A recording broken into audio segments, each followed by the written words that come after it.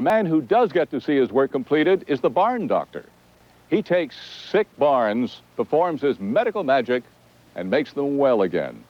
And for those that are beyond repair, Pat says he finds a new life for the fine old wood. It's one of the last symbols of our local heritage, I believe, and they're vanishing. Kirk Andrade has a love affair with old barns. I've seen so many of them get bulldozed, so many of them get burnt, that they really need to be saved. The 42-year-old Petaluma carpenter calls himself the barn doctor. What does a barn doctor do? Barn doctor does just, I guess, what every other doctor does, which is you take an ailing patient and you bring him back to health. When it comes to these fine old barns, it doesn't mean turning them into something from Architectural Digest. What Andrade does is make them structurally sound, useful again, as in the case of Bill Silvera's turn-of-the-century specimen that he hopes to use as a workshop.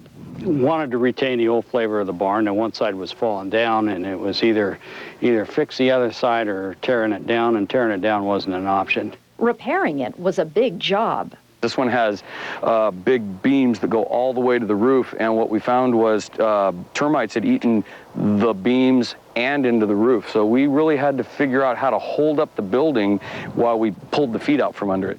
Sometimes these stately old structures are just too sick to save, so Andrade rescues the wood, transforming it into things of beauty. There was an old one-eyed guy on a tractor, and his name was Herman, lived in the ranch next to my grandmother's, and he had barns, and I watched him as I was a little kid, and all of us were kind of scared of him. Well, there's nothing scary about the many fine pieces Andrade created from old Herman's farm.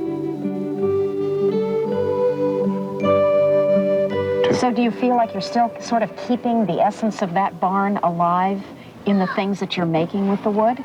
Perfect word for it, the essence, yes. Well, Kirk truly does try to capture the essence of every barn he tears down, and he's got quite an imagination. There's no better example of that than right in his own backyard, his office, which is not your typical. It's more like a tree house.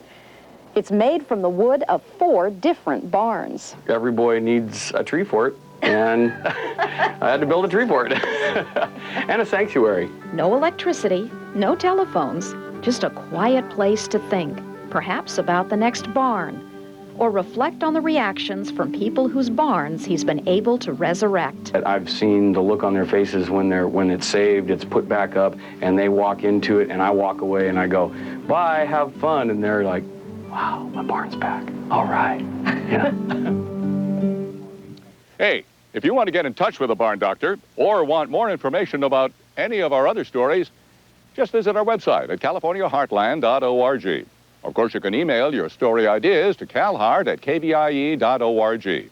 And as always, we enjoy receiving mail at P.O. Box 6, Sacramento 95812.